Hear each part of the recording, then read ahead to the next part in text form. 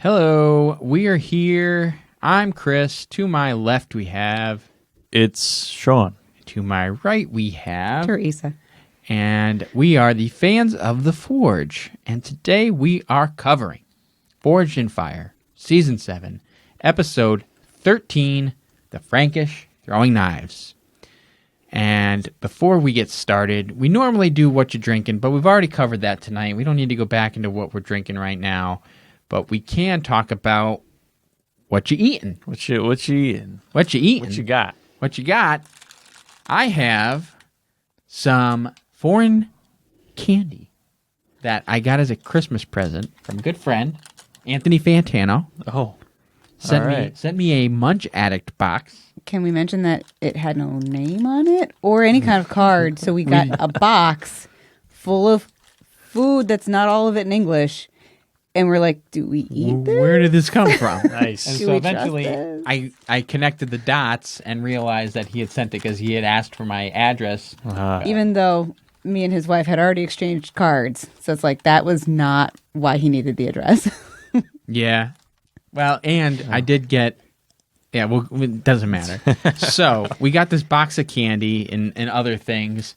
And I was like, well... I don't even know what to do with this. Like, I'll eat it, but it's like some of it is not my normal type of candy. And we're going to start with this one. It's Lucas brand Salsa Getty. As you can see, it's a green package, so the green screen's kind of messing with it. But you can see it's Salsa Getty. You can see inside there, it looks kind of like a little wrapped up spaghetti noodle. It's red. It's a red spaghetti noodle. There's other candy like that. I don't remember what it's called. Like Twizzlers? Like the pull and peel Twizzlers? Kind of, but it's got like, I don't know if it's got like a sugar coating on it, Oh, like the sour things? but it's like, yeah. Sour straws? It's like that rope. Yeah. Yeah. Oh, okay. This is a little more complicated than I thought it was. Whoa. There's extra So packaging There's of something. There's the spaghetti, and then there's something else in here, which I saw on here, and I just realized what it is. What is it? It is flavored hot liquid candy, Lucas Guzano, and it is tamarind flavored sauce to put on our salsagetti.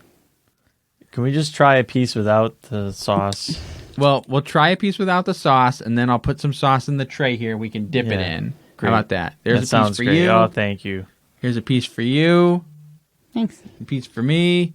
Here's to salsagetti. Let's go. It's all right. Ooh, it's spicy all on its own. A little bit. Yeah. I kind of get the watermelon flavor that it says it is. Oh, wow. It gets spicier. Yeah. It does get spicier. What is the spice? I don't know what the spice is on this. It just says watermelon flavored hot candy. Well, Hot spice. right. It's salsa-getti, so there's, a little salsa. Okay. I can't read Spice. it. But anyway, that was interesting. Let's try this. So now we're adding hot candy? I'm adding the hot sauce to the tray. Oh, I spilled it. Good job. Knocking the mic. You're going to try just the hot sauce on your finger Yeah. there? Sean, what do you want to do? Do you want to dip some in it, or do you want Give me another rope. Oh, yeah. I don't think I got enough of it. Doesn't taste like much of anything. Here you go. Sorry. Get one here. Dip it in our sauce.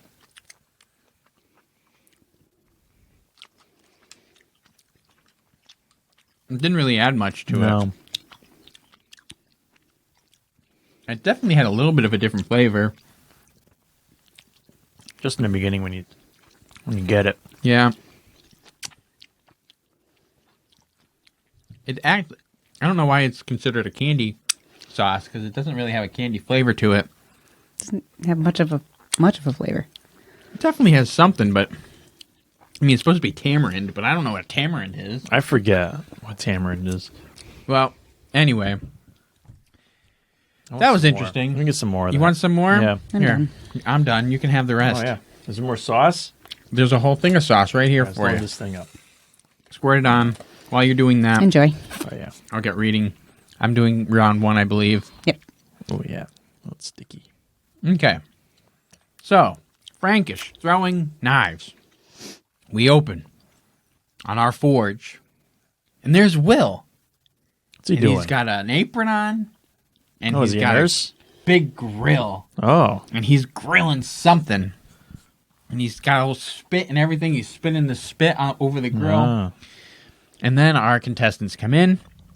We had Cameron Alarcio with 7 years of part-time experience. Justin, I apologize. I'm going to screw your name up bad, but I think it's Kauspiachi. And he had 10 years part-time experience, and he looks a lot like comedian Brian Posehn. Oh, boy.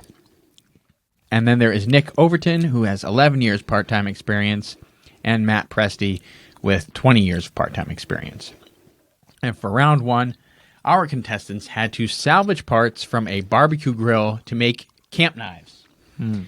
And they had to be 10 to 12 inches long, and they had to also include an operational bottle opener. in their Oh, design. really? Mm-hmm. Wow. So for Cameron, I got sauce on me.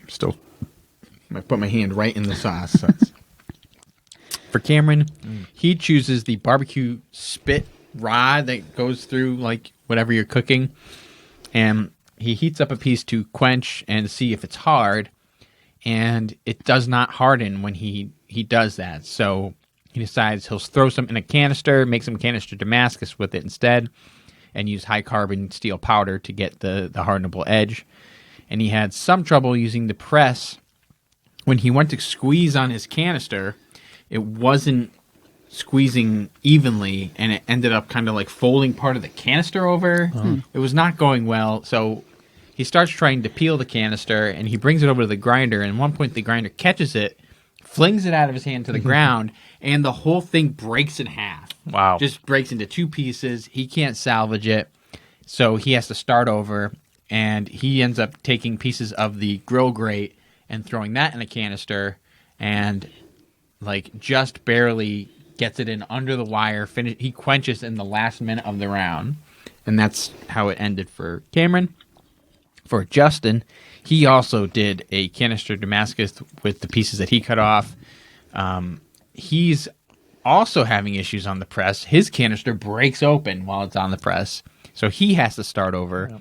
He takes a chunk of the spit, and he's like, well, I think this is probably okay, so I'm just going to make a knife out of this rather than redoing the canister. And he adds his bottle opener to the back of it as he's shaping everything. And he quenches, and he realizes with the quench that it is not high carbon steel at all. It is mild steel. Oh, boy. And he has to figure out some way to get a high carbon steel edge on this thing. How much time do you have left at this point? He had probably less than an hour, and he decides, well, he tests, he finds a piece that is high carbon steel, and he cuts the piece and shapes it to go meet the profile he already has, and welds a whole edge onto his. And there you go. He has a high carbon edge for his knife. And using the grate steel, and it worked well, and it hardens in the quench, and he's good to go. Wow. For Nick, they didn't really show him very much. He took the spit tines and did some spark tests, and he realizes, this is not hardenable material, so he does a canister, but he has no problems. He just blows through it. He shapes a nice blade, and he adds his bottle opener. He treats no issues. For Matt, he chose the spit rod as well, and he just assumes it's high carbon steel, and draws out a knife. At one point, rather than using a hammer to shape the knife, he's hitting the steel with a big wooden mallet to shape it. It was another. I mean, it still worked, but he was swinging a big wooden mallet instead of a hammer, and he decided he wanted to make his bottle opener be part of the spine, almost more like a gut hook on a knife, rather than have it be out of the way. And he's like, edge quenches always work the best. I'm going to do my edge quench. Does his edge quench, and that's when he realizes it's not hardened. So he does another edge quench, and that's how it ends for him. For the round is over, and he's like, I hope it hardened. And in between all of this, there's commercials going on, and as you do, we DVR the show, but for some reason, when I watch it on my browser on my computer. Yeah. I go to open it. I get an error message. This has happened to me a ton of times. It drives me friggin' nuts. So I can't watch it that way. I have to watch it on demand, which means I can't skip the commercials. And they just keep putting these freaking Geico sequel commercials in every commercial break. And it's the same one. They're not good. It's not good. And it's the same one about woodchucks. There's about 3 different ones about woodchucks. Yeah. I love the woodchuck ones. Did you see the sequel ones? I don't know. They just... maybe they were good if I saw them one time only. But after I heard the same...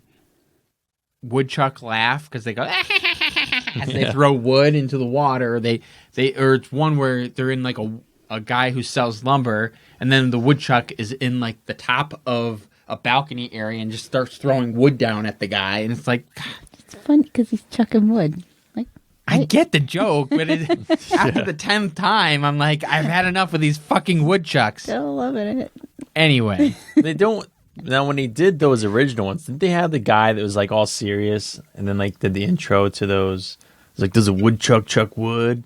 And then it shows that. They don't do that now. They need that guy. They need a serious guy to bring that in there. Yeah. Yeah. Anyway, I digress. We get back to the show. Judging for Cameron, his looks rough. Oh my gosh, his look real rough. It was cracks all through the blade. Basically, his bottle opener was just, he had like stretched a hole at one point in the back of the handle. Yeah. But it was not anywhere near a working bottle opener yet. For Justin, he managed to pull together a proper blade from the hardened edge that he welded on, and Doug commended him. He said, you managed to come up with an ingenious idea and make it work, and you did it. For Nick, Ben loved the shape, and the handle looked comfortable but was a little narrow. And for Matt, wouldn't you know it, there was no high carbon steel in the blade, so he does not have a knife because he cannot get a sharpened, hardenable edge, and he got the boot. So now we go to our commercial break. This video is sponsored by Forged, a Jason Knight Maker series. What's that all about? Oh, that is the new series by Jason Knight that is available through his website, where Jason gives you tips and tricks and lessons on how to make the elemental knife, in his words, the forged style knives that he likes to make. Forged to sharp, as he would say. It's a great video series that he's put together. Currently, you can purchase it on his website, and there's 6 videos to watch in the first 6 parts of the series. There's going to be exclusive content available on the site as well, coming soon.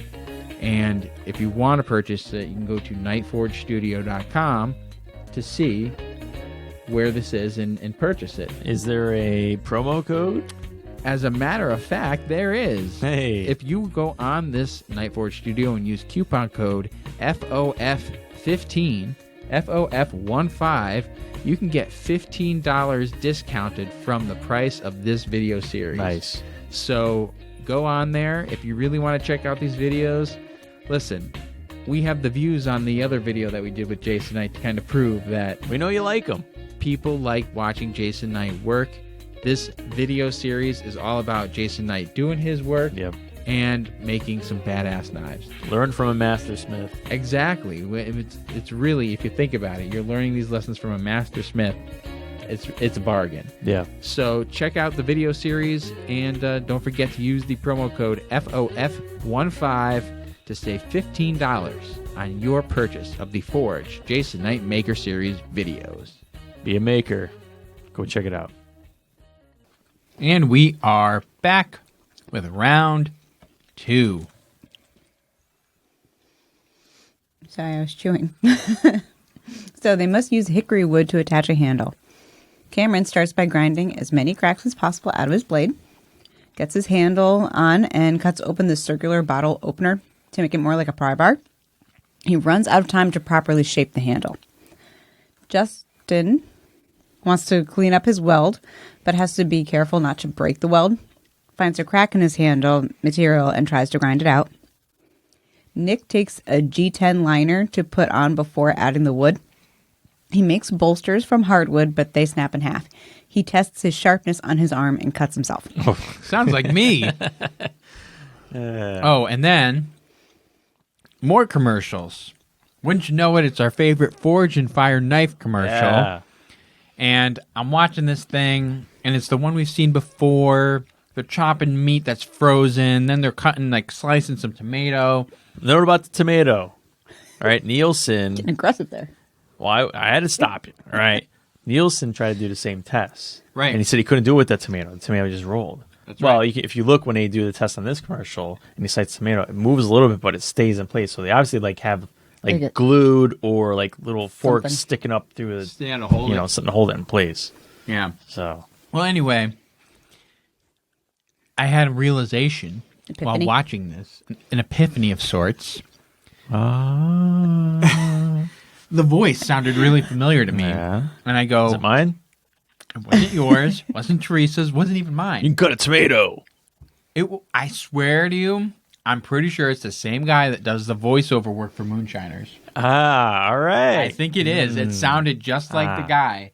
And I would Alright. know because I watched 4 episodes of Moonshiners the other It's day. like, all right. Yeah, I'll have to pay attention next time I see that terrible commercial. You got to check it out. You do. And anyway, we continue with our testing. It's a strength test. A firewood chop while it's on fire. Sounds dangerous. It sounds very dangerous, but really wasn't. It was just, I don't even know if the wood was actually caught on fire, but they just had flames kind of licking it from below. So Cameron survives 4 chops, the edge held up, but there's sharp corners on the handle. Justin survives 4 chops with no damage, well done. And Nick passes with no issues, well done. The sharpness test is a ham shoulder slice and open a root beer bottle with the bottle opener. Cameron, the bottle opener works. The edge isn't very sharp, but it does cut. Justin, your edge is sharp and the bottle opener works. It will cut.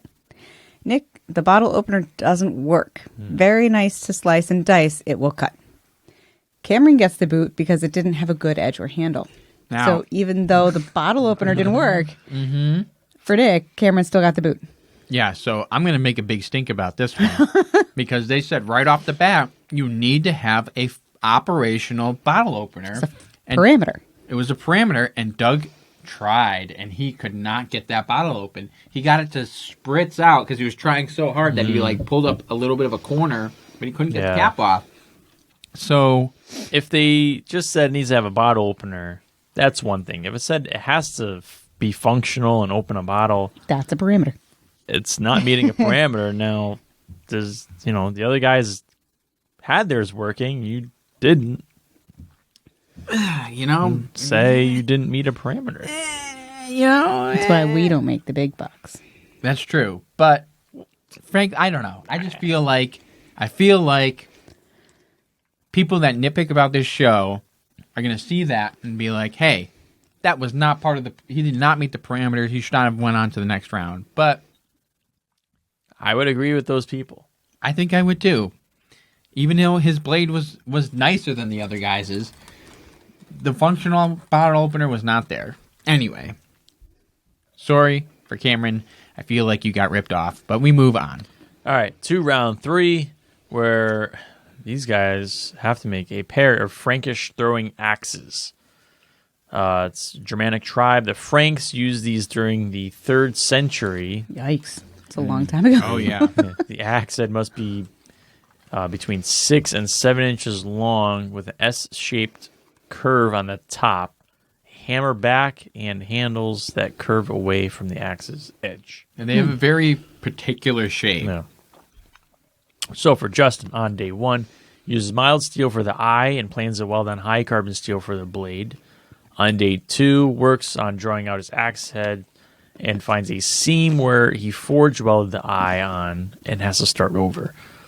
He uses a much bigger piece of mild steel and adds a small higher carbon bit for the edge. Like almost the whole axe head ended up being mild steel with a tiny sliver like my finger, like this, of high carbon right at the edge. On day 3, he heat treats and the heads and starts on hickory handles. Then we'll show day 4. And so we move on to Nick. For day 1, uses 1018 mild steel and chisels out the eye and forges out the profile. On day 2, there's cracks on top of the eyes trying to shape them has to restart and uses the wraparound method with a high carbon steel core. So the difference with his was he took like a pipe, he wrapped a big mild steel piece around this way, and then he had a bigger plate that he stuck in as the core for it to give him his edge. But similar, but not quite the same as what Justin did. Those show day 3, and then on day 4, he finishes the assembly and the detail work. So moving on to testing. The ballistics dummy kill test. For Justin, it will kill. And for Nick, it will kill. Yeah, there was really nothing else to write home about. It was just... You're going to die if you get hit with an axe. Pretty much. For the strength tests, they're throwing both of the axes twice into the wood wall. For Justin, there's a ding in one of the blades, and the handle shape is better for a fighting axe instead of a throwing axe. For Nick, the edges and handles held up great. Moving on to the sharpness test, it's a foot soldier attack. For Justin, it will cut, and for Nick, it will cut. Again, very uneventful. Yeah. Both guys had brought very good weapons. So, in the end, Nick wins. Justin's axes performed well, but because there was a small amount of damage during his strength test and his handles weren't the best designed for a throwing axe, he got the boot. Yeah, so that's it. Congratulations to Nick on your win. And everybody else that was on the episode, congratulations on your work. You worked hard. It was an interesting one. Not much else to say. Mm-hmm. Thanks, everybody, for watching. We will catch you next time. See ya.